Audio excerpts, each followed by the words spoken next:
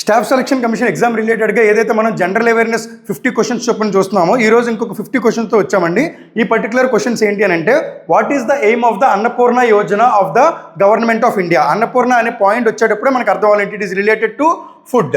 It is related to food. Okay, here మనం ఒకసారి options చూసుకుంటే ఫస్ట్ ఆప్షన్లో to provide food grains to children, and second option is to provide food grains to women, to provide food to all, and fourth option is to provide food grains to senior citizens. ఈ particular question, ఈ particular Annapurna Yojana scheme ఏదైతే ఉన్నదో it was launched for the senior citizens. Okay, and the people who are crossing more than 65 years of age, ఎవరైతే 65 years of age కన్నా ఎక్కువ దాటారో ఆ particular పీపుల్కి ఈ స్కీమ్ అనేది వర్తిస్తుంది. అండ్ ఎవరికి వర్తిస్తుంది అని అంటే, ఇప్పుడు మనం చూసుకున్నట్టయితే కొంతమంది గవర్నమెంట్ ఎంప్లాయీస్ ఉంటారు, వాళ్ళు 60 years దాటిన తర్వాత they will get the pension, and some people who will get the pension directly from the state government and central government. అలాగా ఈ పర్టికులర్ స్కీమ్స్లో ఎవరైతే కవర్ అవ్వలేదో అలాంటి పీపుల్ అందరూ ఎవరైతే 65 years ఆఫ్ ఏజ్ దాటున్నారో వాళ్ళకి అన్నపూర్ణ యోజన స్కీమ్ అనేది ఉంటుంది. And it is providing the food grains to senior citizens, and this particular scheme is launched by which ministry? It was launched by the Ministry of Social Justice and Empowerment. Ministry of Social Justice and Empowerment. And it was launched in which year? It was launched in the year 2000. Okay, it was launched in the year 2000. Okay, and who is the present Minister of Social Justice and Empowerment? And he is Virendra Kumar. Virendra Kumar. Okay, he belongs to which constituency? He belongs to the constituency of Tikamgarh. He belongs to the constituency of Tikamgarh in Madhya Pradesh. Okay, ఇప్పుడు మనం ఎప్పుడైనా సరే ఎగ్జామ్లో చూసుకునేటప్పుడు ministry of social justice and empowerment అని డైరెక్ట్గా ఇస్తే పర్లేదండి. The present minister who is belonging to social justice and empowerment belongs to which constituency అని అంటే ఇక్కడ మనకు ఆన్సర్ ఏంటి? తికంగర్, మధ్యప్రదేశ్. ఓకే, ఈ పర్టికులర్ క్వశ్చన్కి answer to provide food grains to senior citizens who are crossing above 65 years of age. Okay, next question. Next question చూసుకున్నట్టయితే, which of the following ministries has launched the national career service portal www.ncs.gov.in? ఇక్కడ మనం చూసుకుంటే particular క్వశ్చన్లో చాలా క్లియర్గా ఉంది. ఇది దేనికి రిలేటెడ్గా? కెరియర్ సర్వీస్ అంటున్నాడు. ఇక్కడ మనం ఆప్షన్స్ చూసుకున్నట్టయితే ఫస్ట్ ఆప్షన్ ఏమున్నది? Ministry of education. Second option ఏమున్నది? Ministry of personnel public grievances and pensions. Third option is ministry of labour and employment. Fourth option is ministry of youth affairs and sports. ఇక్కడ మనకి ఏదైతే career అని అంటున్నామో మనం లాజిక్తో కూడా పెట్టచ్చు. ఈ పర్టికులర్ క్వశ్చన్కి కెరియర్ అని అనేటప్పుడు ఏమొస్తుందండి? Labour and employment. Okay, the ministry belonging to labour and employment has launched national career service portal. And who is the present Minister of Labor and Employment? He is Mansukh Mandavia. Mansukh Mandavia. Okay, this particular scheme national career service portal అని ఏదైతే ఉన్నదో ఇది దేనికోసం launch చేశారని అంటే, it is for the people who are present in the country who are not employed. ఎవరైతే employment లేకుండా ఉన్నారో వాళ్ళకి అన్నీ కలిపి ఒకే దగ్గర, అంటే సాఫ్ట్వేర్ రిలేటెడ్ జాబ్స్ కానీ లేదా స్కిల్ ట్రైనింగ్ జాబ్స్ కానీ ఇలాంటి జాబ్స్ అన్నీ కూడా ఆ పోర్టల్లో ఉంటాయి. ఎవరైనా సరే ఆ పోర్టల్కి వెళ్ళి రిజిస్టర్ అయ్యి వాళ్ళకి ఏవైతే జాబ్ ఆపర్చునిటీస్ ఉన్నాయో అవన్నీ కూడా తీసుకుని రావడం కోసం ఈ పర్టికులర్ స్కీమ్ అనేది లాంచ్ చేశారు. ఓకే, అండ్ ఈ పర్టికులర్ స్కీమ్ అనేది ministry of labour and employment అండర్లోకి వస్తుంది. And present minister of labour and employment is Mansukh Mandavia, and he is belonging to which constituency? He is belonging to the constituency of Porbandar. Okay, and it is present in Gujarat. It is present in Gujarat, and he is also the person who is related to Ministry of Youth Affairs and Sports. అంటే ఇవాళ మన ఇండియాలో ministry of youth affairs and sports ఎవరైనా అడిగినా లేదా ministry of labour and employment ఎవరైనా అడిగినా సరే Mansukh Mandaviya. And related to this youth affairs and sports ఇప్పుడు రీసెంట్గా ఒక పర్టికులర్ కరెంట్ ఈవెంట్ ఒకటి జరిగింది. It is nothing but Khelo India youth games. Khelo India youth games. Okay, and రీసెంట్గా ఈ పర్టికులర్ దాంట్లోనే ఇంకొక విభాగం తీసుకొని వచ్చారు ఖేలో ఇండియా యూత్ గేమ్స్లో. That is Khelo India beach games. Khelo India beach games. This is the first time ఈ particular Khelo India beach games అనేవి ఇండియాలో ఇంట్రడ్యూస్ చేశారు in the year 2025. So for that reason it is in the news. అది మనకి staff selection commission exam అనే కాదు, ఏ particular government ఎగ్జామ్లో అయినా సరే ఇచ్చే అవకాశం ఉంటుంది. ఓకే, ఈ particular Khelo India beach games అనేవి ఎక్కడ జరిగాయి అంటే దాదర్ నగర్ హవేలీ అండ్ డామన్ అండ్ డియూ. ఇందులోని ఏ పర్టికులర్ స్టేట్ విన్నర్ కింద నిలిచింది అని అంటే it is Manipur. Manipur is the winner of this particular Khelo India Beach Games, and this was organized by the Ministry of Youth Affairs and Sports. This both Labor and Employment and Ministry of Youth Affairs and Sports rendu kuda evaru Mansukh Mandavia. Okay, next question chuddam. Next question చూసుకున్నట్టయితే the ministry of education in February 2022 approved a new scheme for the next 5 years to cover all the aspects of adult education to align with the new national education policy. ఈ national education policy ఏదైతే ఉందో ఇది మనకి 2020లో launch చేశారు. ఈ particular దాంట్లో question ఏమడుగుతున్నాడు, minister of education ఒక పర్టికులర్ స్కీమ్ లాంచ్ చేసింది. ఆ స్కీమ్ పేరు ఏంటి అని అడుగుతాయి. And the scheme name is new India literacy programme. And this scheme is from 2022 to 2027.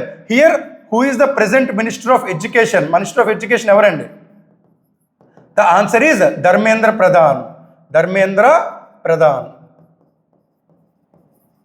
And he is belonging to the constituency of Sambalpur. Sambalpur is in which state? It is in Odisha. Okay, and for this particular question the answer is New India Literacy Program. New education policy is launched in the year 2020 and this particular scheme ఏదైతే ఉన్నదో ఫిబ్రవరిలో launch చేశారు. It is from 2022 to 2027. Okay, next question. The ప్రధానమంత్రి జీవన్ జ్యోతి బీమా యోజన అంటే ఇప్పుడు మనకి ఎప్పుడైతే ఈ పర్టికులర్ క్వశ్చన్ వచ్చిందో ఒక 3 ఈవెంట్స్ గురించి మనం వరుస పెట్టి నేర్చుకుంటే ఈజీగా ఉంటుంది. ఏంటి అని అంటే ఫస్ట్ వన్ ఈజ్ ప్రధానమంత్రి Jeevan Jyoti Bima Yojana, and second one is ప్రధానమంత్రి Suraksha Bima Yojana, and third one is Atal pension Yojana. ఈ 3 స్కీమ్స్ కూడా ఒకేసారి లాంచ్ చేశారు. ఈ 3 కూడా ఏంటి అని అంటే these are schemes related to the insurance. Okay, and this particular pension is related to the pension giving to the people who are present in the country who are crossing above 60 years. Okay, ఇక్కడ మన ప్రధానమంత్రి జీవన్ జ్యోతి బీమా and Pradhan Mantri Suraksha Bima Yojana are related to the insurance. Okay, it is a kind of insurance policy. ప్రధానమంత్రి Jeevan Jyoti Bima Yojana, what is the minimum age group అంటే ఇది ఎవరికి వర్తిస్తుంది అంటే any person who is having a bank account అంటే సేవింగ్స్ బ్యాంక్ అకౌంట్ ఉండాలండి. Okay, savings bank account కంపల్సరీగా ఉండాలి. సేవింగ్స్ బ్యాంక్ అకౌంట్ ఉండి the person who is crossing 18 years and up to 50 years. Okay, he has to deposit the amount up to 50 years. In the same way ప్రధానమంత్రి సురక్ష బీమా యోజన వస్తే ఇది కూడా మనకి savings bank account అనేది కంపల్సరీగా ఉండాలి. And here the age limit is 18 to 70 years. ఆ మధ్యలో ఉన్న వాళ్ళు ఎవరైనా సరే ఈ పర్టికులర్ స్కీమ్ని వాళ్ళు సబ్స్క్రైబ్ చేసుకోవచ్చు. ఇక్కడ చూసుకున్నట్టయితే the amount that they haves to pay for annually అంటే ఒక ప్రీమియం కింద కడతాం కదా, ఆ ప్రీమియం ఎంత అమౌంట్ కట్టాలి అంటే ఫర్ ప్రధానమంత్రి Jeevan Jyoti Bima Yojana it is 436 rupees and for ప్రధానమంత్రి Suraksha Bima Yojana it is 20 rupees. ఇక్కడ మనకి ఎలాంటివి కూడా ఒక పర్టికులర్ పాయింట్ అనేది డిసైడ్ అయ్యి ఉండదు. At the same time Atal pension యోజనలో చూసుకుంటే 18 to 40 years అంటే ఇక్కడ మనకి minimum amount or maximum amount అనేది ప్రిస్క్రైబ్డ్ అయ్యి ఉండదు. ఎందుకంటే ఇది మనకి తర్వాత పెన్షన్ కింద ఇస్తారు. ఇక్కడ చూసుకున్నట్టు ఏంటంటే ఇది మనకి వన్ టైం సెటిల్మెంట్. ఓకే, ఇక్కడ చూసుకుంటే జీవన్ జ్యోతి బీమా యోజన ఏదైతే ఉన్నదో it is the death insurance అంటే accidental or death insurance. For example any person if you he's dead suddenly అంటే ఈ స్కీమ్ కడుతుండగా మధ్యలో కనుక చనిపోతే for their family members they will get 2 lakh rupees.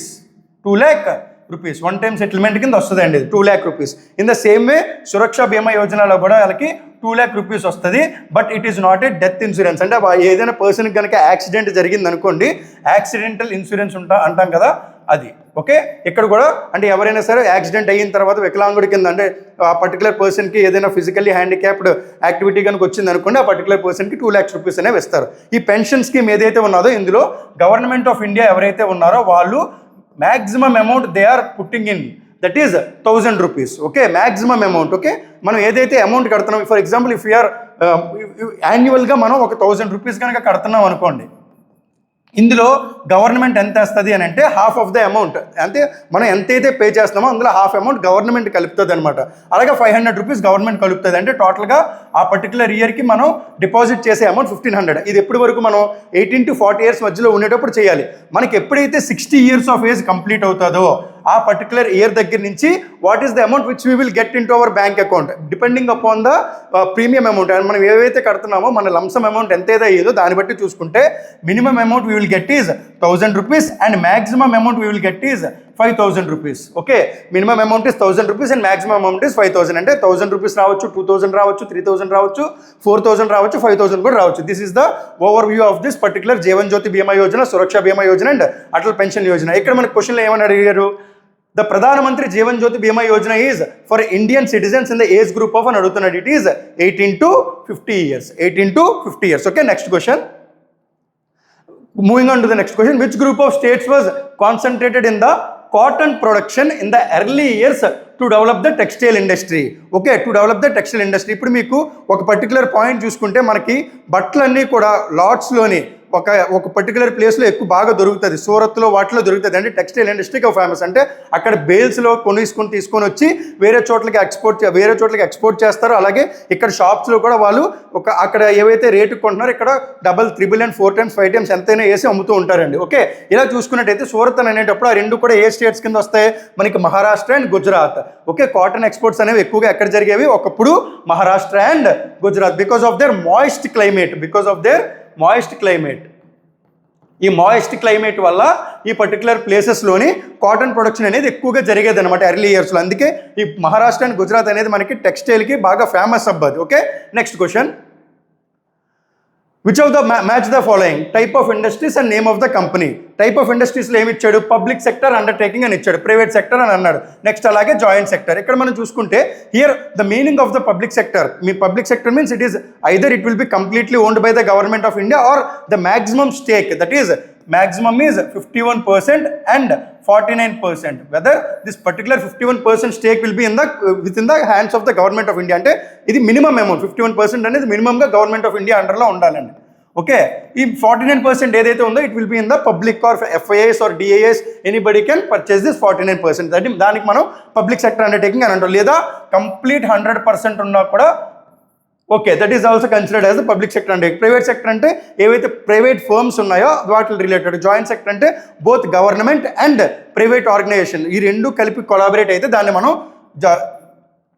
Both private and public sector ఈ రెండు collaborate అయితే దాన్ని మనం జాయింట్ సెక్టర్ అంటాం. ఇక్కడ చూసుకుంటే పబ్లిక్ సెక్టర్లో హియర్ మనకు క్లియర్గా తెలుసు పబ్లిక్ సెక్టర్లో ఏమొస్తుంది?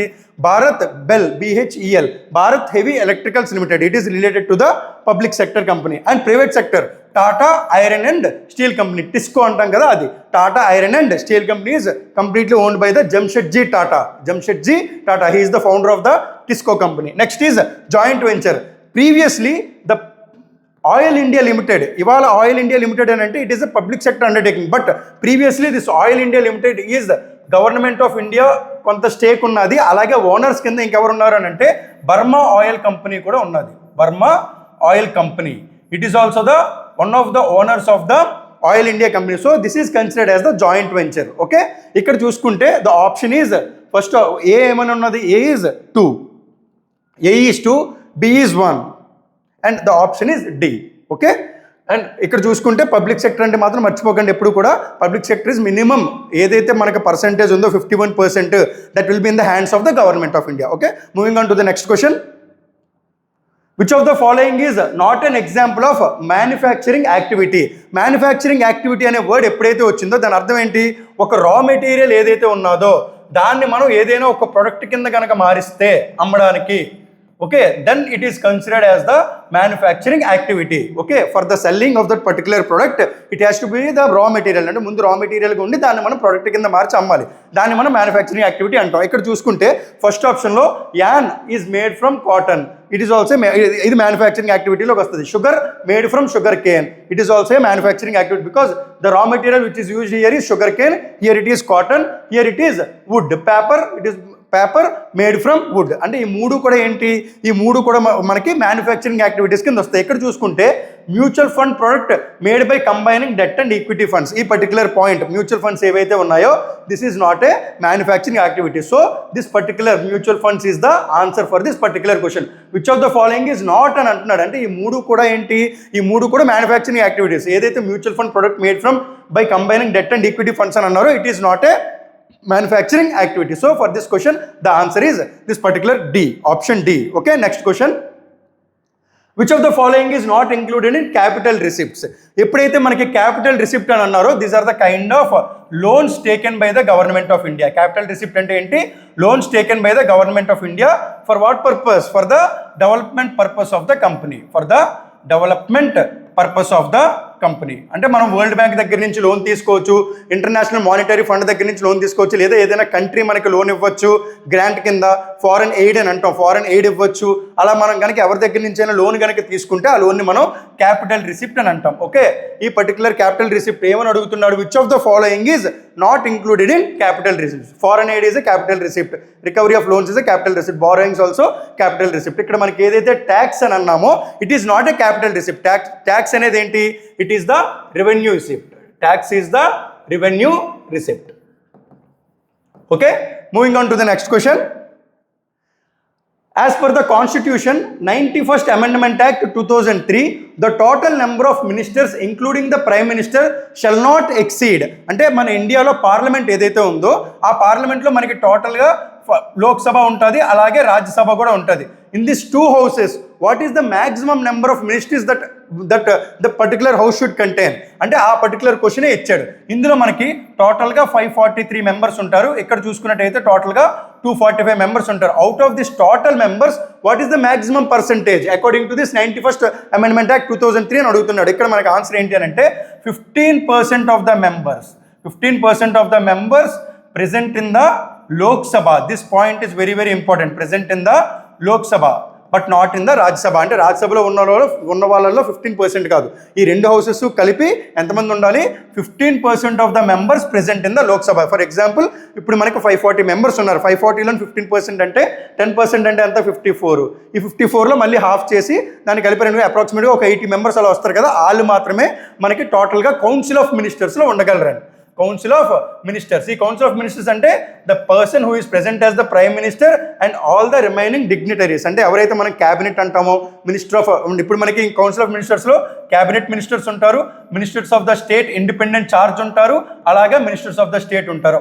వీళ్ళందరూ కలిపి మనకి 15% of the members present in the Lok Sabha మాత్రమే ఉండాలి. Okay, it is according to which act 91st Amendment Act 2003. ఇది మనకి రివర్స్లో కూడా క్వశ్చన్ అడిగే అవకాశం ఉంటుంది. ఓకే, ఇప్పుడు ఆప్షన్స్ చూస్తే 20% of the total members of the Lok Sabha, no, 15% of the total members of the Lok Sabha. This particular point answer. Okay, next question. Moving on to the next question.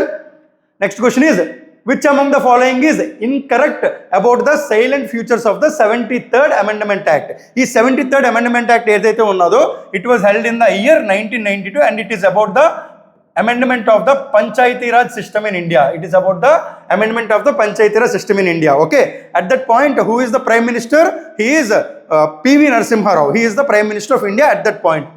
ఏదైతే మనకి Panchayati Raj system అనే దాన్ని amend చేశారో అప్పుడు మనకి prime minister ఎవరు, PV Narasimha Rao. Okay, 73rd Constitutional Amendment Act 1992, it is dealing with the Panchayati Raj system. He is giving the statements regarding this particular Panchayati Raj system. ఇక్కడ ఏం అడుగుతున్నాడు, ఇన్కరెక్ట్ స్టేట్మెంట్ అడుగుతున్నాడు.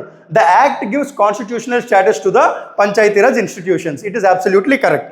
Next, it contains 29 functions of the panchayats and deals with 243 to 243. ఈ point కూడా కరెక్టే. అంటే పంచాయతీరాజ్ సిస్టంలో ఏదైతే మనకి 73rd Constitutional Amendment Act ఉన్నదో ఈ 73rd Constitutional Amendment Actలోని ఏవేవి అమెండ్ చేశారు అని అంటే పంచాయతీరాజ్ సిస్టమ్ అనే దానికి కాన్స్టిట్యూషనల్ స్టేటస్ ఇచ్చారు, అలాగే 29 సబ్జెక్ట్స్ మీద పంచాయతీరాజ్ అనేది డీల్ చేస్తుందని ఇచ్చారు. దీనికి ఆర్టికల్స్ ఎక్కడి నుంచి ఎక్కడి వరకు అమెండ్ చేశారు, ఆర్టికల్ 243 టు ఆర్టికల్ 243O. అంటే 243, 243A, 243B, 243C, so on up to 243O వరకు కూడా పంచాయతీరాజ్ ఇన్స్టిట్యూషన్కి ఆర్టికల్స్. ఓకే, ఇందులో మనకి ఏ పార్ట్ కింద వస్తుంది అని అంటే it comes under the part number 9. Part number 9 deals with the Panchayati system. Part number 10 deals with the municipalities. Okay, part number 9A deals with the municipalities. For example, ఇక్కడ మనకి schedule ఏదైతే schedules ఉన్నాయో మనకి ఇండియాలో 12 schedules, ఇందులో ఏ schedule అండర్లోకి వస్తుంది అంటే it comes under the schedule number 11. Schedule 11 deals with the what is that called Panchayati institution. అదే schedule 12 అయితే municipalities. Okay, 73rd Constitutional Amendment Act ఈ సెకండ్ పాయింట్ కూడా కరెక్టే. నెక్స్ట్ చూసుకుంటే the act has added the 11th schedule to the Constitution of India. It is also absolutely correct. ఇప్పుడే చెప్పాం కదా 11th schedule కూడా యాడ్ చేశారు. The act corresponds to part 3 అని అన్నాడు, ఇక్కడ మనకి part 3 అని అన్నాడు. And what is the part of the constitution which is relating to the Panchayati Raj system? It is part number 9. Part 9 deals with the Panchayati Raj system. Part 3 is dealing with what? It is dealing with the fundamental rights of India. Fundamental rights of India. Okay, next question. Which fundamental right was deleted by the Constitution of India according to the 44th Amendment Act 1978. It is deleted. A fundamental act అనే a fundamental right అని delete చేశారని అడుగుతున్నారు. And here the answer is right to property. ఈ right to property ఏదైతే ఉన్నదో ఇది మనకి article 31లో ఉండేది. ఓకే, ఈ ఆర్టికల్ 31లో ఉన్న రైట్ టు ప్రాపర్టీని డిలీట్ చేసి దీన్ని మనకి ఎక్కడ యాడ్ చేశారంటే it was added in article number 300 as it was added as the article number 300A. Okay, and it has become the legal right. Okay, it is not a fundamental right. And ఈ right to property అనేది దాన్ని delete చేశారు. ఏ amendment act ప్రకారం delete చేశారు? It was deleted according to the amendment act of 44th constitution amendment act 1978. ఇవన్నీ కూడా మిగిలినవి ఉన్నాయండి, అలాగే ఇంటాక్ట్గా ఉన్నాయి. Right to freedom of movement ఉన్నది, రైట్ టు ఎడ్యుకేషన్ ఉన్నది, రైట్ టు కాన్స్టిట్యూషనల్ రెమెడీస్ ఉన్నది. Okay, moving on to the next question. Which of the following statements is not correct about the Attorney General of India? Attorney General of India is one of the most important parts when coming to the examination point of view. Attorney General of India మనకి article ఎంత ఉంటుంది అని అంటే ఎప్పుడు కూడా గుర్తుపెట్టుకోండి. Attorney General of India deals with the article number 76. Attorney General of India కి appointment ఎవరు ఇస్తారు? దీనికి Attorney General of India కి అపాయింట్మెంట్ ఇచ్చే పర్సన్ ఎవరు? He is President of India on the recommendations of the Prime Minister. On the recommendations of the Prime Minister, President of India will give appointment to the Attorney General of India, and he is considered as the Chief Legal Officer. Chief Legal Officer, or he is also known as First Law Officer in India. First Law Officer in India. In India. Okay, ఇప్పుడు మనం options చూద్దాం. ఇక్కడ ఏమడుగుతున్నాడు? Which of the following is not correct అని అంటున్నాడు.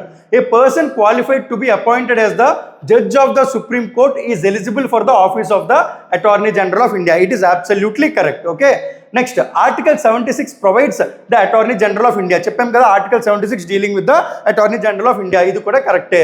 Next, he or she is considered the highest law officer in the country. Absolutely correct. అంటే ఎవరైతే attorney general ఉంటారో he is considered as the first law officer or chief legal officer in India. ఇది కూడా కరెక్టే. He or she is appointed by the Prime Minister అని అన్నాడు. Here the appointment is given by the President of India and the recommendation is given by the Prime Minister of India. Okay, ఈ particular point ఏదైతే ఉందో ఇక్కడ కనుక మనకి president of India అని ఉంటే ఇది కరెక్ట్ అవుతుంది. ఓకే, ఇక్కడ మనకి ప్రైమ్ మినిస్టర్ ఉన్నది కాబట్టి ఈ పర్టికులర్ క్వశ్చన్ ఏదైతే ఉందో ఇది తప్పు. But the answer is he or she is appointed by the Prime Minister of India. For this question the answer is this one. Okay, moving on to the next question. And ఈ particular attorney general of ఇండియాకి what is the term అని అడిగారు అనుకోండి, he will be in the seat until the pleasure of the president. అంటే ప్రెసిడెంట్కి ఎప్పటి వరకు అయితే ఆ పర్టికులర్ అటార్నీ జనరల్ ఆఫ్ ఇండియాని సీట్లో ఉంచాలి అని అనుకుంటే అప్పటి వరకు ఉంటారు. But the general term is decided as the 3 years. Okay, ఈ 3 years తర్వాత ఏంటి అని అంటే అతను వెళ్ళిపోవచ్చు లేదా కంటిన్యూ చేయొచ్చు, ఇంకొక టర్మ్ కింద కంటిన్యూ చేయొచ్చు. Okay, moving on to the next question. Next question చూసుకున్నట్టయితే, in the state legislative assembly the money bill can be introduced with the prior permission of. ఇది చాలా ఈజియెస్ట్ క్వశ్చన్ అండి. ఈ పర్టికులర్ క్వశ్చన్ ఏదైతే ఉందో అదే మనం పార్లమెంట్లో మనీ బిల్ కనుక ఇంట్రడ్యూస్ చేయాలంటే ఎవరు రికమెండేషన్ తీసుకుంటాం? ప్రెసిడెంట్ ఆఫ్ ఇండియా రికమెండేషన్ తీసుకుంటాం. ఇన్ ద సేమ్ ఇక్కడ ఏమడుగుతున్నాడు, మనం ఎప్పుడైనా సరే స్టేట్ లెజిస్లేటివ్ అసెంబ్లీలో కనుక ఒక పర్టికులర్ మనీ బిల్ అనేది ఇంట్రడ్యూస్ చేయాలంటే ఎవరు రికమెండేషన్ కావాలి? ఆడిటర్ జనరల్ కాదు, ఫినాన్స్ మినిస్టర్ కాదు. ఎవరున్నారు హైయెస్ట్ అథారిటీ కింద?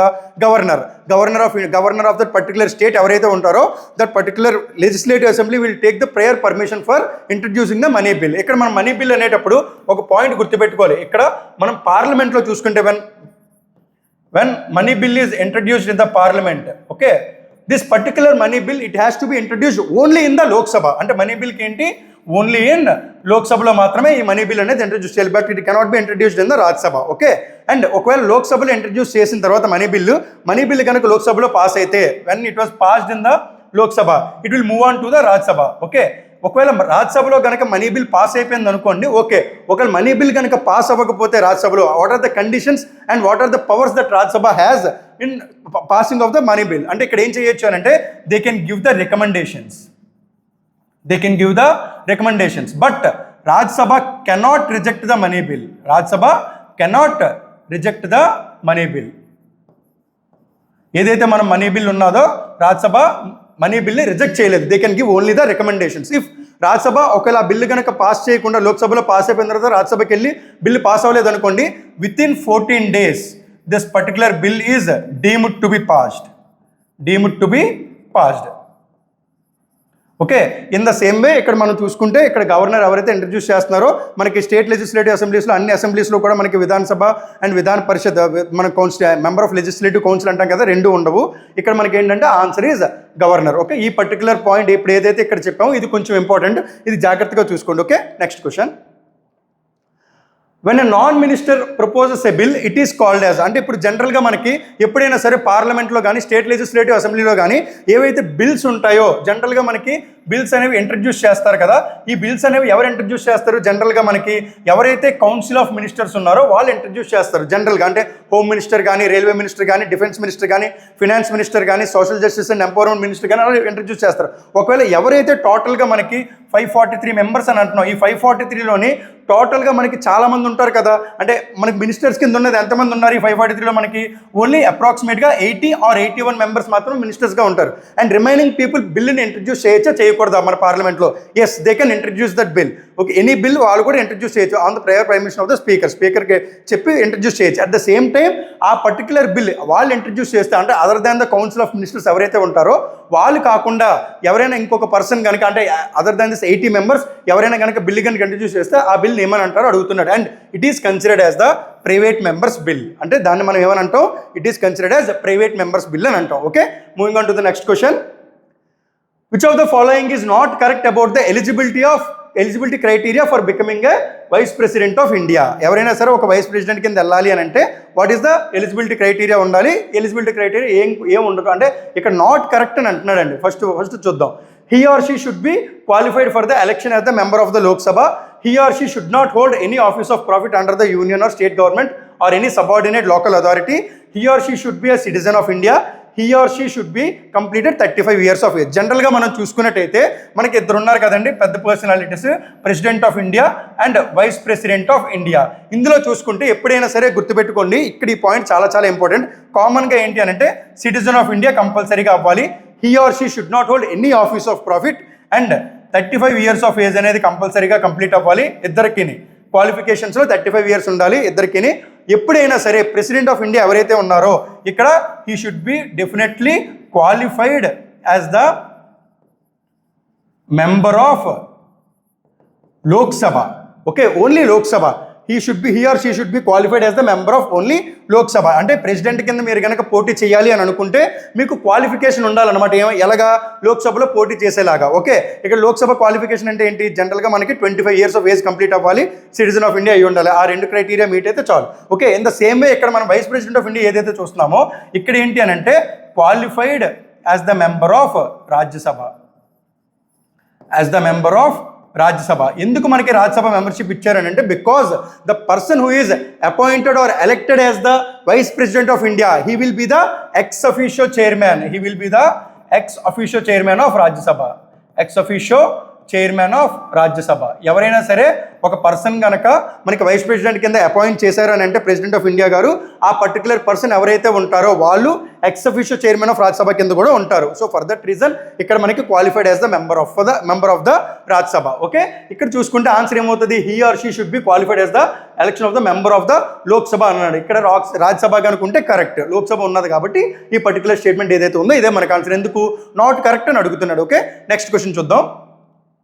నెక్స్ట్ క్వశ్చన్ చూసినట్టయితే dash has called the right to constitutional remedy as the soul of the constitution. అంటే ఇక్కడ మనకి రైట్ టు కాన్స్టిట్యూషనల్ రెమెడీ అనేది ఎక్కడున్నది? It is there in the fundamental rights. Fundamental rights అనేది ఏ part of the Indian constitution? It is part number 3. Article number 12 to 35 deals with the fundamental rights. ఇందులో మనకి ఏదైతే ఇక్కడ రైట్ టు కాన్స్టిట్యూషనల్ రెమెడీస్ ఇచ్చాడో ఇది మనకి ఏ ఆర్టికల్లో ఉంటుంది? ఆర్టికల్ నెంబర్ 32లో ఉంటుంది. రైట్ టు కాన్స్టిట్యూషనల్ రెమెడీస్ అంటే ఏంటి? ఎవరైనా సరే ఫండమెంటల్ రైట్ వైలేట్ అవుతున్నది అని అంటే మనం ఒక రిట్ పిటిషన్ అనేది వేయచ్చు అనమాట. ఓకే, ఈ రిట్ పిటిషన్ అనేది ఎక్కడ వేయచ్చు మనం డైరెక్ట్గా? రిట్ పిటిషన్ అనేది we can directly move on to the supreme court. అంటే సుప్రీం కోర్టులో మనం డైరెక్ట్గా మనం ఒకవేళ కనుక ఎవరిదైనా ఫండమెంటల్ రైట్ వైలేట్ అవుతున్నది అనే పాయింట్ కనుక అనిపిస్తే మనం డైరెక్ట్గా సుప్రీం కోర్టులో రిట్ పిటిషన్ అనేది వేయచ్చు. అదే మనం హైకోర్టులో చూసుకున్నాం అనుకోండి, హైకోర్టులో ఏ ఆర్టికల్ ప్రకారం వేయచ్చు? According to article 226 of the Indian constitution we can file a writ petition if any person or a company or state is violating fundamental right of any individual. Okay, అలాగా హైకోర్టులో అయితే 226 ప్రకారం ఆర్టికల్ నెంబర్ 32 అయితే మనకి supreme కోర్టులో writ petition అనేది వేయచ్చు. ఇక్కడ మనకి రైట్ టు కాన్స్టిట్యూషనల్ రెమెడీ అంటే అదే. ఇందులో మనకి ఏవేవి ఉంటాయి? Habeas corpus, mandamus, prohibition, certiorari and quo warranto. These are the 5 writ petitions that any person can file, okay, in the Supreme Court or High Court of India. ఇక్కడ ఈ particular question ఏమని అంటున్నారు, సోల్ ఆఫ్ ద కాన్స్టిట్యూషన్ అని చెప్పి ఎవరు అన్నారు, heart and soul of the constitution అని చెప్తారు. ఇది ఎవరు చెప్పారు అని అంటే doctor BR Ambedkar. Doctor BR Ambedkar has said this particular right to constitutional remedy is the heart and soul of the Indian constitution. ఒకవేళ ఈ రైట్ టు కాన్స్టిట్యూషనల్ రెమెడీస్ లేకపోతే ఫండమెంటల్ రైట్స్ ఉన్నా లేనట్టే కదా. So for that reason he said that it is considered as the soul of the Indian constitution. Okay, moving on to the next question. Who gave up the Kaisar-e-Hind in protest of the Jallianwala Bagh massacre? Kaisar-e-Hind అనేది ఒక title అన్నమాట. Okay, this is the title given by the British government.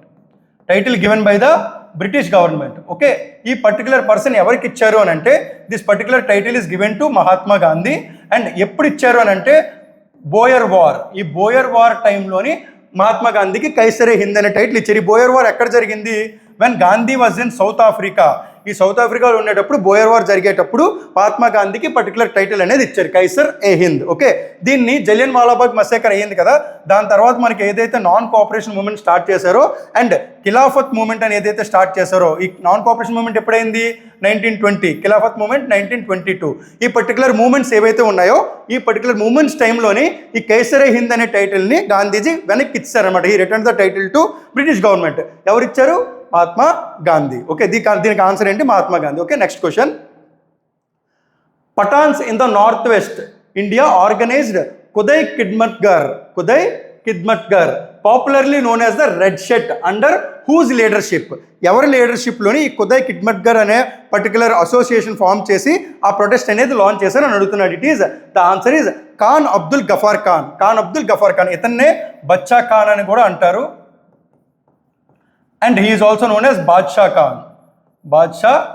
Khan. Okay, and this particular person ఎవరైతే ఉన్నారో he is the founder of this Kuday Khidmatgar and he is completely against the partition of India.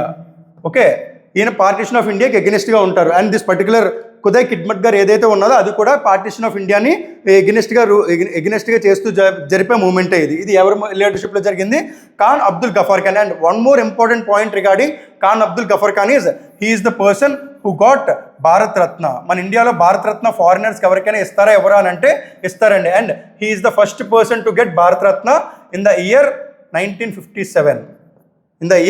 1957 he got Bharat Ratna. Okay, ఈ particular point చాలా చాలా important. Next question చూద్దాం. From which places did lord Cornwallis start the permanent settlement of Bengal? Permanent settlement system అనేది ఏ particular place నుంచి start చేశారని అడుగుతున్నారు. ఎక్కడి నుంచి అని అంటే it was started from Bengal and Bihar. దీన్ని మనం పర్మనెంట్ సెటిల్మెంట్ ఆఫ్ బెంగాల్ అని కూడా అంటాం. Okay, it was started in the year 1793లోని lord Cornwallis permanent settlement of the Bengal అనేది చేశారు. ఈ permanent settlement of the Bengal అంటే ఏంటంటే ఎవరైతే ఫార్మర్స్ ఉన్నారో, ఇప్పుడు మనకి రైతులు ఉంటారు కదా, ఆ రైతుల దగ్గర భూములు ఉంటాయి కదండి, ఆ భూములన్నీ కూడా ఒక పర్టికులర్ పర్సన్, జమీందార్స్ అని అంటారు కదా, మన గుడ్ ఓల్డెన్ టైమ్స్లో జమీందార్స్ ఉండేవారు కదా, వాళ్ళ దగ్గర ఏవైతే భూములు ఉన్నాయో వాళ్ళు కౌలు రైతులకి ఇస్తారు. వాళ్ళ దగ్గర నుంచి కౌలు రైతులకి కొంత డబ్బులు ఇస్తారు. ఎవరైతే ఈ పర్టికులర్ పర్సన్స్ జమీందార్స్ ఉన్నారో వీళ్ళు కొంత అమౌంట్ రిటర్న్ ట్యాక్స్ కింద కట్టాలి. దాన్ని మనం పర్మనెంట్ సెటిల్మెంట్ సిస్టమ్ అని అంటాం. ఆ ట్యాక్స్ అనేది ఫిక్స్డ్ అమౌంట్ కింద చేశారనమాట.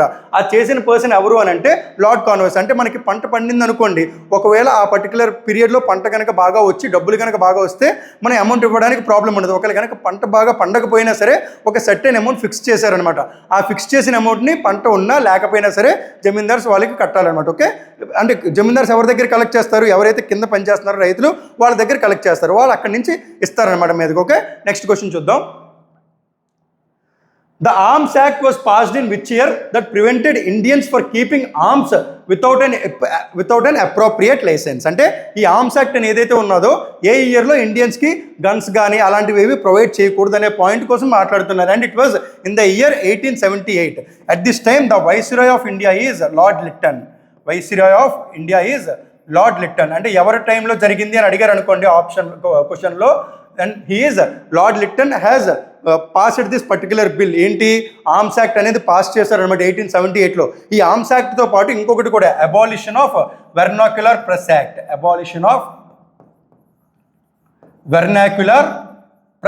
యాక్ట్. ఇది కూడా 1878లోనే జరిగింది. ఓకే, ఈ రెండు కూడా చేసింది వైస్రాయ్ ఆఫ్ ఇండియా ఎవరు? Lord Lytton. Okay, next question చూద్దాం.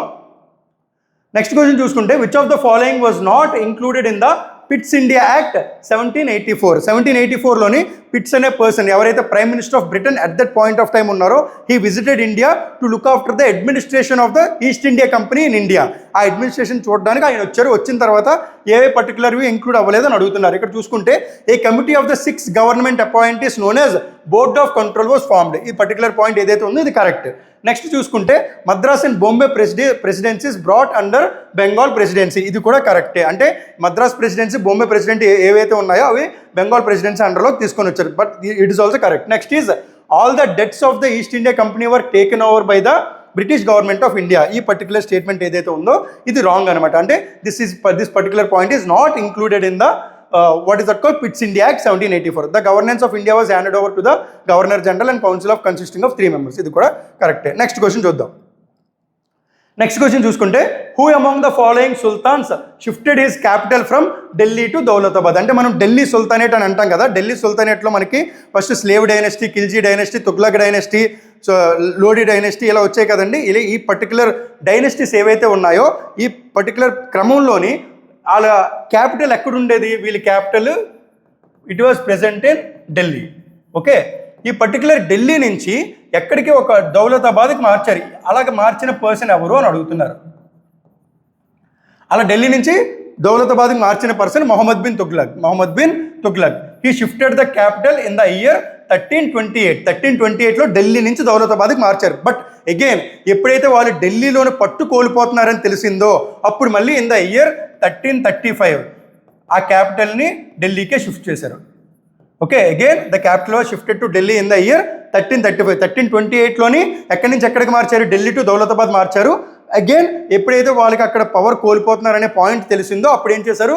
మళ్ళీ క్యాపిటల్ అనే దాన్ని ఢిల్లీకి మార్చారు దౌలతాబాద్ నుంచి. ఓకే, ఇది ఎవరు మార్చారు? Muhammad bin Tughlaq. Next Brihadeeswara temple of Thanjavur was built by which of the following Chola emperors. ఇది చాలా చాలా ఇంపార్టెంట్, చాలా ఈజీ క్వశ్చన్. ఈ పర్టికులర్ దానికి ఆన్సర్ ఏంటి అని అంటే Rajaraja Chola is the person who built this Brihadeeswara temple in మనకి ఎప్పుడైతే 1000 AD అని అంటాం కదా ఆ టైమ్స్లో కట్టారండి. ఓకే, దిస్ పర్టికులర్ టెంపుల్ ఏదైతే ఉందో దీనికి చాలా ఫేమస్ హిస్టరీ కూడా ఉంటుంది. అండ్ ఈ రాజరాజ చోళ కట్టిన ఈ టెంపుల్కి ఏది బృహదీశ్వర టెంపుల్కి యునెస్కో వరల్డ్ హెరిటేజ్ సైట్ ఇది 1987లో అలొకేట్ చేశారు. In the year 1987 UNESCO has allocated this Brihadeeswara temple as the world heritage site. అంటే దీనికి టూరిజంలో ఒక పెద్ద ప్రాధాన్యత అనేదాన్ని కల్పించారండి. దీనికి ఈ పర్టికులర్ ఎంపరర్ ఎవరు కట్టినతను Rajaraja Chola. Okay, moving on to the next question. Dash was the first women to be ordained as bhikkhuni in Buddhism. Bhikkhuni అని చెప్పి ఎవరిని అంటున్నారండి అక్కడ బుద్ధిజంలో. ఓకే, ఇక్కడ చూసుకున్నట్టయితే options are Mahaprajapati Gautami, Sujata and Sanghamitta and Dhammananda bhikkhuni. Okay, ఇక్కడ ఈ పర్టికులర్ క్వశ్చన్కి ఆన్సర్ ఏంటి అని అంటే మహాప్రజాపతి గౌతమి. ఓకే, ఈవిడ ఎవరైతే ఉన్నారో she is considered as the foster mother of Buddha. అందుకే మనం బుద్ధుని గౌతమ బుద్ధుని అని అంటాం కదండి. అంటే ఈవిడి పేరు ఏదైతే ఉన్నదో ఆ పేరు నుంచి తీసుకున్నదే ఇది. ఓకే, బిక్కుని అని ఎవరిని అంటారు? Mahaprajapati Gautami. Okay, next question. If 4 resistances of 4 ohm each are connected in parallel what will be their effective resistance? Okay, ఏదైతే మనకి సిరీస్ ఆఫ్ రెసిస్టెన్సెస్ ఉన్నాయో అవి ఏమని అన్నాడు? అవి మనకి ప్యారలల్గా కనెక్ట్ చేశారని అన్నాడు. అంటే ఇప్పుడు ఫర్ ఎగ్జాంపుల్ మనకి ఇలా ఉంటుంది కదండి, ఇలా ప్యారలల్గా కనెక్ట్ చేస్తే దాని ఎఫెక్టివ్ రెసిస్టెన్స్ ఎంత ఉంటుంది అని అడుగుతున్నాడు. ఓకే, ఈ ఎఫెక్టివ్ రెసిస్టెన్స్ ఎంత ఉన్నా ఇక్కడ మనకి 4 ohms ఇచ్చాడు. ఆ 4 ohm ఈచ్ అని అన్నాడు. అంటే దీనికి 4 ohms ఉన్నది, అలాగే దీనికి కూడా 4 ohms ఉన్నది. 4 ohms for this one also it is 4 ohms. Okay, దీనికి రెసిస్టెన్స్కి ఎఫెక్టివ్ రెసిస్టెన్స్ ఫార్ములా ఏంటంటే 1/Rp is equal to 1/R1 plus 1/R2 plus 1/R3 plus 1/R4, and this particular one is the formula for the effective resistance when the resistances are connected in parallel series. అదే కనుక మనకి సిరీస్లో connect చేసి ఉంటే ప్యారలల్గా కాకుండా ఒక సిరీస్లో కనెక్ట్ చేసి ఉంటే R1 plus R2 plus R3 plus R4. Okay, that is the formula. ఇక్కడ మనకి ఎంత ఇచ్చాడు? ఒక్కొక్కటి కూడా 4 ohms అని అన్నాడు కదా. 1/4 ప్లస్ 1/4 ప్లస్ 1/4 అంటే ఇప్పుడు మనకి దీనికి ఎల్సిఎం ఎంత అవుతుంది? 4. టోటల్గా మీదన కూడా ఎంత వస్తుంది? 4. అంటే 1 ohm is the effective resistance of this particular question. 1 ohm is the answer. Okay, moving on to the next question. Which of the following statements is or are correct? First statement ఏమన్నాడు? Ampere's law describes the relation between electric current and magnetic field it produces. It is absolutely correct. Okay. Statement 2, Maxwell's equations are set of 4 fundamental equations governing electric and magnetic fields in a absence of charges and currents అని అన్నాడు. absence కాదండి. Okay, ఇక్కడ absence ఏదైతే ఉన్నదో ఇది మనకి keyword అనమాట, ఇది కాదు. ఓకే, ఈ పర్టికులర్ క్వశ్చన్కి ఆన్సర్ ఏంటి? Only statement 1 is correct. Moving on to the next question.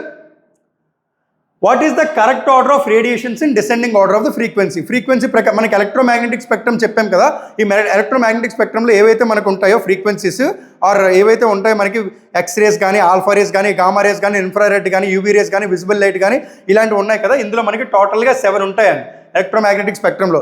దీంట్లో మనకి డిసెండింగ్ ఆర్డర్లో అడుగుతున్నాడు. ఇక్కడ చూసుకున్నట్టయితే దీనికి ఆన్సర్ ఏంటి అని అంటే option C is the answer. X-rays is greater than, infrared rays is greater than, microwaves is greater than radio waves. Okay, and moving on to the next question. Which phenomenon is opposite to solidification? ఇక్కడ మనకి సాలిడిఫికేషన్కి ఆపోజిట్గా ఏది ఉంటుందో అని అడుగుతున్నాడు. Solidification అంటే ఏంటి? ఏదైనా ఒక లిక్విడ్ పార్టికల్ ఏదైతే ఉన్నదో దాన్ని మనం సాలిడ్ కింద కన్వర్ట్ చేసాం అనుకోండి, that is considered as solidification. And here for this one the answer is fusion. అంటే ఏదైతే మనకి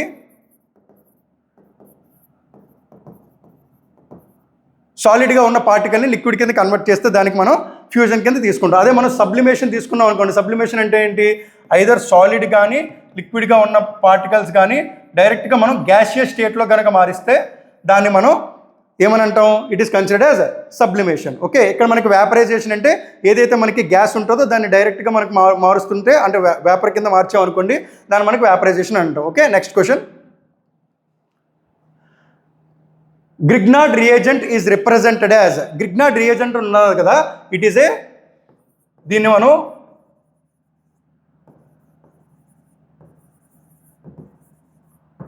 గ్రిగ్నార్డ్ రియేజెంట్ ఏమని అంటాం అంటే it is also considered as the organo magnesium halide. Organo magnesium halide. Okay, ఇందులో మనకి దీన్ని ఎలా రిప్రజెంట్ చేస్తామనంటే RMgX అని అంటాం. ఇక్కడ R అంటే ఏంటంటే it is nothing but the alkyl group. Alkyl or aryl గ్రూప్లో ఏవైతే ఉంటాయో అవి వస్తాయి. అట్ ద సేమ్ టైం ఇక్కడ Mg అంటే magnesium, here X is halide. మనకి హ్యాలైడ్స్లో ఫేమస్ హ్యాలైడ్స్ ఏంటి? Chlorine, bromine and iodine. Chlorine, bromine and iodine, these are the halides. ఇక్కడ ఆల్కైల్ ఆర్ అరైల్ గ్రూప్ ఏదైతే ఉన్నదో దీనికి ఫార్ములా ఏంటంటే CnH2n+1. ఒకవేళ C కనుక 1 అని పెట్టాం అనుకోండి, N కనుక 1 అని పెట్టాం అనుకోండి, C+H3 వస్తుంది. దీన్ని మనం అంటే ఒక కార్బన్ యాటమ్ ఉంటే దాన్ని మిథైల్ అంటాం. ఓకే, అదే 2 కార్బన్ యాటమ్స్ ఉన్నాయనుకోండి దాన్ని ఏమంటాం? ఇథైల్. 3 కార్బన్ యాటమ్స్ ఉంటే ప్రొపైల్. 4 కార్బన్ యాటమ్స్ ఉంటే బ్యూటైల్. 4 కార్బన్ యాటమ్స్ ఉంటే బ్యూటైల్. ఓకే, ఇక్కడ మనకి C కనుక 1 పెడితే అదే N కనుక 1 పెడితే మిథైల్ వస్తుందండి. అలా కనుక 2 పెట్టామనుకోండి C2H5. అలాగా ప్రొపైల్ అంటే 3 కార్బన్ యాటమ్స్ వస్తాయి, బ్యూటైల్ అంటే 4 కార్బన్ యాటమ్స్ వస్తాయి. ఇక్కడ మనకి చూసుకున్నట్టయితే ఈ ఫార్మాట్లో ఏది ఉన్నదో చూడండి. Okay, alkyl or aryl group, halide group ఏమున్నదో చూడండి, CH3MgCl. Okay, next question. Select the olfactory indicator from among the given options అని అన్నాడు. ఆల్ఫాక్టరీ ఇండికేటర్ అంటే ఎప్పుడైనా సరే ఆల్ఫాక్టరీ అని అన్న పాయింట్ వచ్చింది అని అంటే which can change the smell or order. Okay, ఇక్కడ మనకి ఎప్పుడైనా సరే change the smell or order and to detect the whether the solution given is a acid or a base. అంటే ఒక సొల్యూషన్ యాసిడ్లో ఉన్నది అంటే pH వాల్యూస్ ఉంటాయి కదా, యాసిడ్ వాల్యూలో ఉన్నదా బేస్ వాల్యూలో ఉన్నదా చూడడానికి మనం ఆల్ఫాక్టరీ ఇండికేటర్ వాడతాం. అందుకే దీన్ని ఏమని అంటామనంటే ఆల్ఫాక్టరీ ట్రైటేషన్ అని కూడా అంటాం. Olfactory ట్రైటేషన్.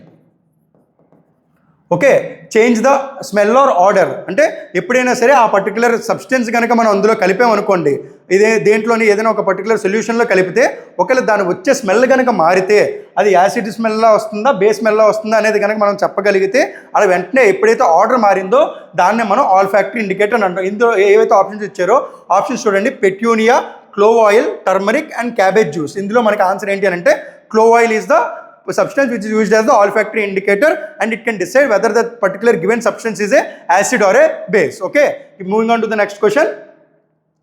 Anorexia nervosa is eating disorder is in teenagers here body weight. అంటే ఎనరోక్సియా నెర్వోసా ఏదైతే ఉన్నదో జనరల్గా ఏంటంటే ఇప్పుడు ఫర్ ఎగ్జాంపుల్ ఎవరైనా కనుక డైట్ చేస్తున్నారు అని అంటే ఏం చేస్తారండి, they will restrict the calories, calorie డెఫిషియన్సీలో ఉంటారు. ఓకే, ఇక్కడ ఈ పర్టికులర్ ఏదైతే సిమ్టమ్ ఉన్నదో ఎనరోక్సియా నెర్వోసా అనేది, అది జనరల్గా మనం డైట్ చేసేటప్పుడు మనంతలో మనమే క్యాలరీ డెఫిషియన్సీలోకి వెళ్తాం. బట్ ఇక్కడే ఈ పర్టికులర్ కేసు ఏదైతే ఉన్నదో వాళ్ళకి తినాలని అనిపించదు అనమాట. అంటే వాళ్ళు డ్రాస్టిక్గా క్యాలరీస్ అనేవి రెడ్యూస్ చేస్తారు.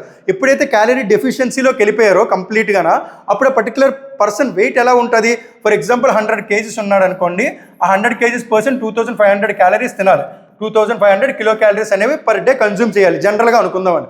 ఓకే, అలా చూసుకున్న పర్సన్ ఒకవేళ సడన్గా కనుక 1000 క్యాలరీస్కి తింటున్నాడు అనుకోండి, అంటే డైట్ పరంగా చూసుకుంటే 1000 క్యాలరీస్ తింటే డెఫినెట్గా వెయిట్ అనేది రెడ్యూస్ అవుతుంది. అట్ ద సేమ్ టైం ఈ 1000 క్యాలరీస్ ఒక పర్టికులర్ పర్సన్ కనుక ఆయన డైటింగ్ అని కాకుండా జనరల్గానే ఆయనకు ఆకలి కనుక వేయకుండా 1000 క్యాలరీస్ తిన్నాడు అనుకోండి, అప్పుడు ఇక్కడ 100 kg ఉన్నది కాస్త ఏమవుతుంది, మనకు 95 kgs కంటే డ్రాస్టిక్గా వెయిట్ అనేది డ్రాప్ అవుతూ ఉంటుంది అనమాట. అంటే విత్ ఇన్ లెస్ టైంలోనే వెయిట్ చేంజెస్ అనేవి మనం చూడొచ్చు అనమాట. అంటే ఇక్కడ మనకు ఆన్సర్ ఏమవుతుంది, the weight in the teenagers reduces drastically, అంటే loses drastically. Okay, next question చూసుకుందాం. నెక్స్ట్ క్వశ్చన్ చూసుకున్నట్టయితే which of the following is the correct match of the following column A with column B అని అంటున్నాడు. ఇక్కడ మనకి ఏమి ఇచ్చాడు, నేమ్ ఆఫ్ ద డిసీజ్ ఇచ్చాడు. కాలమ్ బిలోని ఎఫెక్టెడ్ ఆర్గాన్, అంటే ఏ ఆర్గాన్ ఎఫెక్ట్ అవుతుంది పర్టికులర్ డిసీజ్ వల్ల అని అంటున్నాడు. ఆల్జిమర్స్ అంటే తెలుసు కదండి, మనకి మతిమరుపు వస్తూ ఉంటుంది కదా, అది అంటే దేనికి సంబంధించింది ఇది, Alzheimer's is related to the brain. Okay, అలాగే మనకి డిఫ్తీరియా అని ఉన్నది కదా, ఈ డిఫ్తీరియా అనేది ఏదైతే ఉన్నదో it is completely related to the nose and throat. అంటే ఇప్పుడు మనకి థ్రోట్ పెయిన్ వచ్చిన వాళ్ళు కొంతమంది ఉంటారు కదండి, అంటే కఫం చేసేసినా గట్టిగా, అలాంటి ఈ పర్టికులర్ రిలేటెడ్గా ఏవైతే ఉన్నాయో, అంటే థ్రోట్ రిలేటెడ్ ఇష్యూస్ ఏ ఉన్నా సరే దాన్ని మనం డిఫ్తీరియా అని అంటాం. అంటే గొంతు నొప్పి పెట్టడం అలాంటివి ఉంటాయి కదా అవి. నెక్స్ట్ గొనేరియా అనేది రిప్రొడక్టివ్ ట్రాక్ట్, అంటే ఏవైతే మనకి సెక్షువల్లీ ట్రాన్స్మిటెడ్ డిసీజెస్ ఉంటాయో దానివల్ల ఈ గొనేరియా అనేది వస్తుందండి. అందుకే it is affecting the reproductive tract of the both males and females. Next mumps ఏవైతే ఉన్నదో it is representing the salivary glands, అంటే ఇక్కడ మనకి ఏవైతే సెలైవరీ గ్లాండ్స్ ఉంటాయో అవి ఇలా ఉబ్బిపోతాయండి, ఆ ఉబ్బిపోయిన దాన్ని మనం మమ్స్ అని అంటాం. ఓకే, ఇక్కడ చూసుకుంటే మనకి ఆల్జిమర్స్ డిసీజ్ అనేది ఆప్షన్, అంటే ఏ3 మనకి ఎన్ని ఆప్షన్స్లో ఉన్నది, టోటల్గా 3 ఆప్షన్స్లో ఉన్నది. అలాగే డిఫ్తీరియా అని అన్నా కదా, diphtheria is related to the nose and throat, అంటే బి ఉండాలండి, బి మనకి 4 ఉండాలంటే ఫస్ట్ ఆప్షన్ కాదు, అలాగే సెకండ్ ఆప్షన్ కూడా కాదు, ఈ రెండిట్లో ఏదో ఒకటి ఉంటుందండి ఆన్సర్. గొనేరియా అని ఉన్నది కదా, గొనేరియా ఏంటి, gonorrhoea is related to the reproductive tract, అంటే option D is the answer. Okay, next question. Why does one get cramps after sudden physical activity? అంటే ఇప్పుడు మనం ఎవరైనా సరే ఫిజికల్ యాక్టివిటీ అంటే ఎప్పుడు చేయకుండా సడన్గా కానీ మనం ఫిజికల్ యాక్టివిటీ చేసాం అనుకోండి, మనకి క్రాంప్స్ వస్తూ ఉంటాయి కదా, అంటే ఏదైతే మనకి కాళ్ళ దగ్గర వాటి దగ్గర కూడా క్రాంప్స్ వస్తూ ఉంటాయని, అంటే సడన్గా ఒక్కసారి ఏదైతే అక్కడ మనకి మజిల్ ఉన్నదో మజిల్ తిరుగుతున్నట్టు ఉంటుంది అనమాట, ఆ పర్టికులర్ దాన్ని మనం క్రాంప్స్ అని అంటాం. అది దేనివల్ల వస్తుంది అంటే సడన్గా మనం ఎప్పుడు ఫిజికల్ యాక్టివిటీ చేయకుండా కనుక చేస్తే because of which thing we will get those cramps అని అడుగుతున్నాడు. The buildup of the hydrochloric acid in our muscles during sudden activity causes cramps. Hydrochloric acid కాదండి, here it is lactic acid, అంటే the buildup of the lactic acid in our muscles during sudden activity causes cramps. అంటే ఈ lactic acid కనుక ఒకవేళ సడన్గా absorb అయ్యి ఒకవేళ కనుక షూట్ అయ్యింది అనుకోండి బాడీలో, అప్పుడు మనకి క్రాంప్స్ అనేవి వస్తాయన్నమాట. Okay, next question. The birth anniversary of Dash was observed as the Rashtriya Ekta Divas, National Unity Day on 31st October 2010, and he is none other than Sardar Vallabhbhai Patel. ఎవరైతే సర్దార్ వల్లభాయ్ పటేల్ ఉన్నారో he is the person who served as the first Home Minister of India. And ఈయన ఏమని పిలుస్తామండి మనం, he is considered as the Bismarck of India. Bismarck of India, and he is the main person. అంటే national unity day అని చెప్పి ఆయన statue కూడా మనకి statue of unity అనేది కూడా కట్టారండి. Okay, statue of unity it was present in which state? Statue of unity is present in Gujarat. Okay, on which river? On the river Narmada river మీద మనకి స్టాచ్యూ ఆఫ్ యూనిటీ అనేది కూడా కట్టారు, and it is the world's tallest statue. Okay, 182 meters అండి, and the height of this particular statue is 182 meters. Okay, and it is the statue of mister Sardar Vallabhbhai Patel, and he is the first home minister of India also, and he is the person unity day అని ఎందుకు పెట్టారు అని అంటే he is the person who played a major role in uniting India. అంటే అప్పుడు మనకి ఇండియాలోని మనకి ప్రిన్స్లీ స్టేట్స్ అని ఉండేవి, అలాగే మనకి ఏవైతే రిమైనింగ్ ప్రిన్స్లీ స్టేట్స్ కాకుండా బ్రిటిష్ ఇండియా ఏవైతే ప్రావిన్సెస్ ఉన్నాయో అన్నింటినీ కలిపి మనకి యునైట్ చేయడానికి ఈయన చాలా మేజర్ రోల్ ప్లే చేశారనమాట. అందులో మనకి హైదరాబాద్, జూనాగఢ్, ట్రావెన్కోర్, జమ్మూ అండ్ కాశ్మీర్ ఇలా కొన్ని ఏరియాస్ కూడా మనకి లేవండి అప్పుడు. అవి ఏంటంటే ప్రిన్స్లీ స్టేట్స్ లాగా ఉన్నాయి. Due to some conducting of the military operations and all ఈ పర్టికులర్ పర్సన్ ఏం చేశారంటే ఇండియా అంతటిని కూడా యునైట్ చేసి టోటల్గా మనకి 14 స్టేట్స్ అండ్ 6 యూనియన్ టెరిటరీస్ కింద November 1, 1956 రోజు నాడు తీసుకొని వచ్చారండి. ఓకే, అలా చేసిన దాంట్లో మేజర్ రోల్ ప్లే చేసిన పర్సన్ ఎవరైనా ఉన్నారంటే సర్దార్ వల్లభాయ్ పటేల్. అందుకే అతను బర్త్డే రోజు నాడు మనం ఏం చేసుకుంటాం, Rashtriya Ekta Diwas, that is national unity day. Okay, next question చూద్దాం. Kapil Dev lifted the 1983 world cup, Prudential cup అని కూడా అంటారు, అట్ విచ్ స్టేడియం అని అడుగుతున్నాడు. అంటే ఇప్పుడు మన ఇండియాకి ఎప్పుడైతే ఫస్ట్ వరల్డ్ కప్ వచ్చిందో ఆ వరల్డ్ కప్ ఎప్పుడు మనం తీసుకున్నాం అని అంటున్నారండి. అంటే ఏ గ్రౌండ్లో మనం తీసుకున్నాం అని. It is Lord's. Option is Lord's. అంటే ఇక్కడ మనకి ఇంగ్లాండ్లో జరిగింది మ్యాచ్ అనేది. ఆ ఇంగ్లాండ్లో జరిగేటప్పుడు మనం ఫైనల్ మ్యాచ్ ఏదైతే ఉన్నదో వెస్టిండీస్తో ఆడాము, and the runner was West Indies. వెస్టిండీస్తో ఆడిన మ్యాచ్లో మనం గెలిచామండి. గెలిచేటప్పుడు కపిల్ దేవ్ గారు కెప్టెన్ అనమాట. అప్పుడు ఆ టైంలోనే ఇండియాకి మళ్ళీ సెకండ్ టైం ఎప్పుడు వచ్చింది, 2011లో వచ్చిందండి world cup. Okay, moving on to the next question. And 2011లో జరిగిన వరల్డ్ కప్ ఫైనల్ మ్యాచ్ ఎక్కడైంది, వాన్ఖడే స్టేడియంలో జరిగిందండి. Wankhede stadium, Mumbai. Okay, and there 2011లో India is the host of that world cup. Next, Birsa Munda international hockey stadium which is also the largest hockey stadium is present in which state. అంటే ఏ స్టేట్లో ఉన్నది అన్న Birsa Munda national hockey stadium, it is present in the state of Odisha. Okay, next question. The Mangalyaan mission was launched by the rocket. అంటే ఏ rocket launch చేసింది మంగళ్యాన్? మంగళ్యాన్ ఏమని పిలుస్తారండి? Mangalyaan is also called as MOM. MOM అంటే Mars orbiter mission. Mars orbiter mission. మన ఇండియాలో ఇది first machine అండి. అంటే వేరే ప్లానెట్ మీదకి పంపించడానికి it is considered as the first mission. ఈ మంగళ్యాన్ అనేది సక్సెస్ఫుల్గా మన ఇండియా లాంచ్ చేసింది ఫర్ ద ఫస్ట్ టైం. అంటే మనకన్నా ముందు ఒక 3 కంట్రీస్ ముందు ట్రై చేశారు. అంటే యూరోపియన్ యూనియన్ వాళ్ళు ట్రై చేశారు, రష్యా వాళ్ళు ట్రై చేశారు, అమెరికా వాళ్ళు ట్రై చేశారు. బట్ ఈ ముగ్గురు కూడా ఫస్ట్ టైం పంపించేటప్పుడు ఫెయిల్యూర్ అయ్యారండి. India is the first country to launch the mission successfully for the first time. దీన్ని మనం మామ్ అంటాం, Mars orbiter mission. And it was launched on November 2013లో లాంచ్ చేశారండి. Okay, 5th November 2013 is the launch date, and it was launched by which organization? It was launched by ISRO, Indian Space Research Organization. Then established year eppudu? It was 1969. ISRO chairman evarandi at present? Here the present chairman is V Narayanan is the present chairman. Okay, ఇందులో మనకి ఏం అడుగుతున్నాడు అని అంటే ఏ rocket launch చేసింది అని అడుగుతాను. Here the answer is PSLV C-25. PSLV అంటే ఏంటి? Polar satellite launching vehicle. C అంటే కంటిన్యూస్ 25, అంటే C1, C2, C3 అలాగ ఉంటాయి కదా, అలాగే కంటిన్యూషన్లో వచ్చిన దాంట్లో it is the 25th rocket C-25. PSLV అంటే polar satellite launching vehicle. GSLV అంటే geosynchronous satellite launching vehicle. Okay, next question. And this particular Mangalyaan ఏదైతే ఉన్నదో ఇది మనకి కరెన్సీ నోట్స్ మీద కూడా ఉన్నదండి. ఓకే, కరెన్సీ నోట్ మీద కూడా ఈ పర్టికులర్ మోటిఫ్ ఏదైతే ఉన్నదో అది ఉన్నదనమాట. ఏ కరెన్సీ నోటు మీద ఉన్నది అని అంటే 2000 రూపీస్ నోటు మీద మనకి మంగళ్యాన్ అనే బొమ్మ ఉన్నదనమాట. ఓకే, ఈ పర్టికులర్ క్వశ్చన్ కూడా చాలా ఇంపార్టెంట్ అండి, మర్చిపోకండి. Next, which of the following is a festival primarily celebrated in the state of Odisha? ఒడిస్సాలో జరుపుకునే ఫేమస్ ఫెస్టివల్ ఏంటి అని అడుగుతున్నాడు అండి. It is రాజాప్రభ. ఓకే, దీనికి రాజాప్రభ అనే ఫెస్టివల్ని మనం ఒడిస్సాలో జరుపుకుంటామండి. అలాగే మనకి బిస్వాగు అండ్ మేదం మేఫీ ఈ రెండు కూడా ఏంటి అని అంటే అస్సాంలో ఫేమస్ అండి. These 2 festivals are celebrated in Assam. Okay, next question. When was the Rajiv Gandhi Khel Ratna Award renamed as the Major Dhyan Chand Khel Ratna Award? Okay, ఏదైతే మనకి రాజీవ్ గాంధీ ఖేల్ రత్న అవార్డు ఉన్నదో ఇది మనకి ఎప్పుడు ప్రజెంట్ చేస్తారు అని అంటే on the eve of national sports day. ఈ నేషనల్ స్పోర్ట్స్ డే ఏదైతే ఉన్నదో ఆ పర్టికులర్ రోజు నాడు మనకి ప్రీవియస్గా రాజీవ్ గాంధీ ఖేల్ రత్న అవార్డు ఒకటి, అలాగే Arjuna award and Rajiv Gandhi Khel Ratna award, Arjuna award, Rashtriya Khel Protsahan award. అంటే ఏవైనా ఆర్గనైజేషన్స్ ఇస్తారు కదా, రాష్ట్రీయ ఖేల్ ప్రోత్సాహన్ అవార్డు అంటే ఆర్గనైజేషన్స్కి ఇచ్చేది, అంటే అకాడమీస్కి కానీ వాటికి ఇచ్చేది. పుల్లెల గోపిచంద్ బ్యాడ్మింటన్ అకాడమీ ఉంది కదా, అలాంటికి ఇచ్చేది. ఈ అవార్డ్స్ అన్నీ కూడా మనకి నేషనల్ స్పోర్ట్స్ డే రోజు ఇస్తారు. ఇది ఎప్పుడు అని అంటే on August 29th.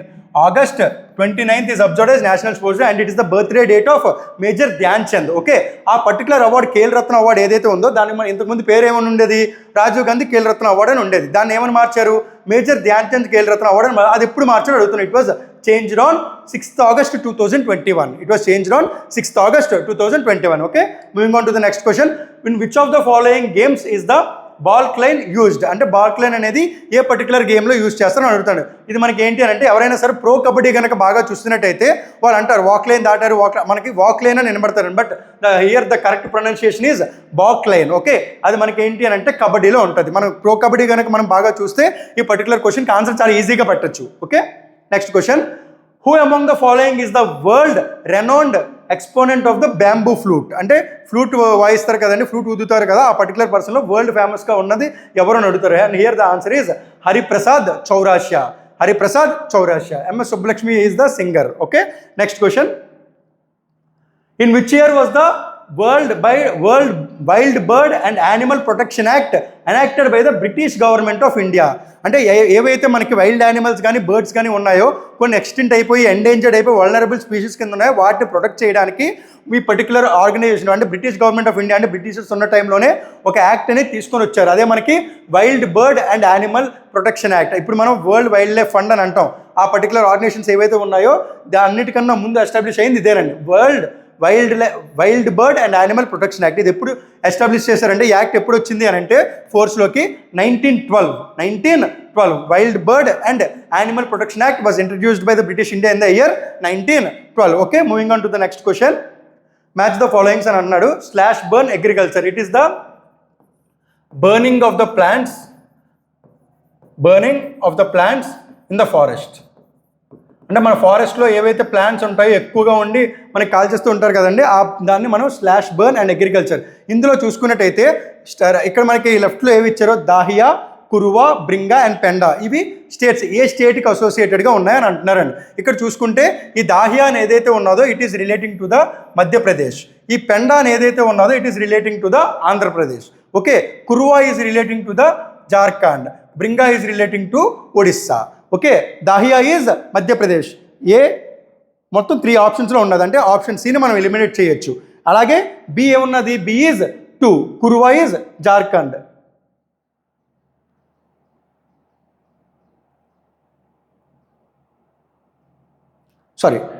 కురువా is Jharkhand అంటే బి ఈజ్ 1 సరిపోయింది. Next Bringa is Odisha, D is option 3. Here the answer is option D. Okay, next one. Which of the following rocks may contain fossil of plants, animals and microorganisms that once lived on them? అంటే ఏ particular రాక్స్ని మనకి అంటే ఇప్పుడు మనకి parasites కింద అలాగ ఉంటాయని అంటాం కదా బాడీలోని, సేమ్ అలాగే రాక్స్ మీద ఉన్నదాన్ని ఏమని అంటాం? It is considered as the sedimentary rocks. అంటే రాక్స్ మీద కనుక ఏమైనా ఫాజిల్స్ ఆఫ్ ప్లాంట్స్ కానీ యానిమల్స్ కానీ మైక్రో ఆర్గానిజమ్స్ కానీ ఉంటే దాన్ని ఏమని అంటాం? It is considered as the sedimentary rocks అని అంటాం. Okay, next. Which of the following planets' atmosphere is made up of thick white and yellowish clouds of the sulfuric acid? It is nothing but Venus. Venus అనేది thick white and yellowish clouds of sulfuric acid తో made అయి ఉంటుంది Venus. Okay, Venus is considered as the brightest planets, okay, of the solar system. Next one. How much percentage of the nitrogen is present in the atmosphere? మన అట్మాస్ఫియర్లో nitrogen percentage ఎంత ఉంటుందని అడుగుతాను. It is 78%. అదే oxygen చూసుకుంటే it is 21%. And remaining 1% ఏదైతే ఉన్నదో remaining gases like helium, organ, carbon dioxide ఇలాంటివన్నీ కూడా మనకి రిమైనింగ్ 1% ఉంటుంది. ఆక్సిజన్ ఎంత పర్సెంటేజ్ అని ఇస్తే మాత్రం 21%. And nitrogen is 78% in our atmosphere. Okay, next. The New Moore island is geographic proximity to. అంటే ఈ న్యూమూర్ ఐలాండ్ అనేది ఏ పర్టికులర్ కంట్రీకి చెందిందని అడుగుతున్నాడు. ఈ న్యూమూర్ ఐలాండ్ అనేది ఏంటి అని అంటే it is the border between India and Bangladesh. ఈ రెండింటికి కలిపి ఉంటుంది. ఓకే, ఇక్కడ మనకు వచ్చిన ఆప్షన్స్లో ఏంటంటే బంగ్లాదేశ్ ఉన్నది కాబట్టి ఇది మనకి ఆన్సర్. ఇది మనకి ఎక్కడ ఉంటుంది అని అంటే సుందర్బన్స్ మ్యాంగ్రూవ్ ఫారెస్ట్ దగ్గరలో ఉంటుంది. ఈ న్యూమూర్ ఐలాండ్ అనేది Sundarbans mangrove forest. Okay, next question. The periodic growth and drop of sea water level is known as. అంటే ఏదైతే మనకి ఒక లెవెల్లో అలా అనేది లెగిసి పడుతూ ఉంటుందో దాన్ని ఏమని అంటారు? It is considered as the tide. Okay, next question. The tropic of cancer does not pass through which of the following states of India? ఇండియాలోని ట్రాపిక్ ఆఫ్ క్యాన్సర్ అనేది టోటల్గా ఎన్ని స్టేట్స్లో పాస్ అవుతుంది? It was passing through 8 states. మన ఇండియాలోని tropic of cancer అనేది మొత్తం 8 స్టేట్స్లో పాస్ అవుతుంది. ఏ స్టేట్స్లో పాస్ అవుతుంది? It is Chhattisgarh, Jharkhand, Madhya Pradesh,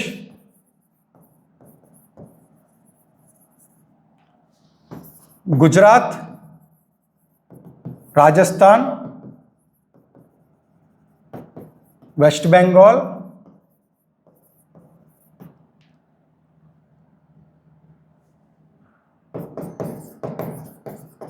Tripura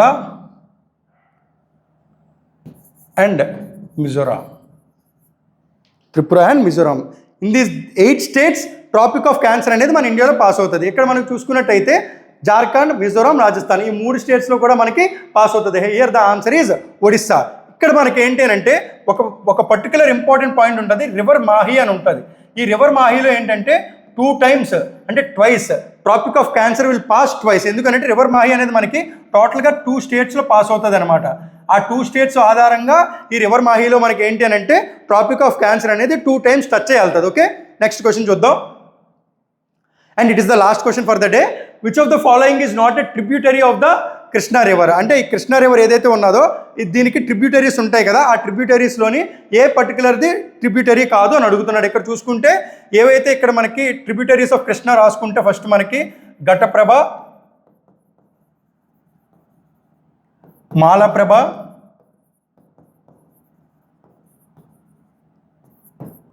Musi,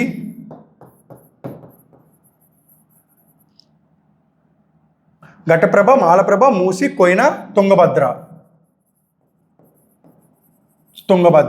these are considered as the tributaries of the river Krishna. ఈ రివర్ కృష్ణ రివర్ ఏదైతే ఉన్నదో it is the east flowing river. River Krishna is considered as the east flowing river. ఈ రివర్ అనేది ఎక్కడ start అవుతుంది అంటే మహాబలేశ్వర్లో start అవుతుంది. Mahabaleshwar. Okay, ఇది మనకి మహారాష్ట్ర నుంచి స్టార్ట్ అవుతుంది. And this particular Krishna river is originating from the Maharashtra and it is the east flowing river. దీనికి ఉన్న tributaries Ghataprabha, Malaprabha, Musi, Koyna and Tungabhadra. These are the tributaries. ఇక్కడ చూసుకున్నట్టయితే Koyna is the tributary, Ghataprabha is the tributary, Malaprabha is the tributary and the answer is Venna. Venna is not the tributary of the river Krishna. Okay, ఇలా ఇప్పుడు ఏవైతే మనం 50 questions చూసుకున్నాం ఇవన్నీ కూడా ఏంటంటే మనకి ప్రీవియస్ ఇయర్స్లో స్టాఫ్ సెలక్షన్ కమిషన్లో ఇచ్చారండి క్వశ్చన్స్ అన్నీ కూడా అనేవి. ఇలా మనకి ఏంటి అంటే ఈ 50 క్వశ్చన్స్ చొప్పున మీరు ఏవైతే వీడియో మనకి వస్తుందో మీరు మొత్తం అంతా చూస్తే మీ అందరికీ కూడా చాలా హెల్ప్ఫుల్ అవుతుంది. రేపు పొద్దున ఏదైతే మీరు స్టాఫ్ సెలక్షన్ కమిషన్ CGL కానీ CHSL కానీ MTS కానీ ఎగ్జామ్స్ రాస్తున్నారో మీ అందరికీ కూడా ఈ పర్టికులర్ వీడియోస్ అన్నీ కూడా చాలా హెల్ప్ఫుల్ అవుతాయి. ఇప్పుడు మనం ప్రీవియస్గా కూడా ఒక 4 వీడియోస్ అయితే చేసాం. అంటే 4 వీడియోస్ అంటే మనకి అప్రాక్సిమేట్గా ఒక 200 క్వశ్చన్స్ ఉన్నాయి. అవి మీరు ఒకళ్ళు కనుక అవి చూడకపోతే ఆ క్వశ్చన్స్ కూడా పర్టికులర్ క్వశ్చన్స్ చూడండి. అవన్నీ కూడా మీకు ఏంటంటే చాలా ఎగ్జామ్కి చాలా హెల్ప్ఫుల్గా ఉంటుంది అనమాట. Okay, thank you so much.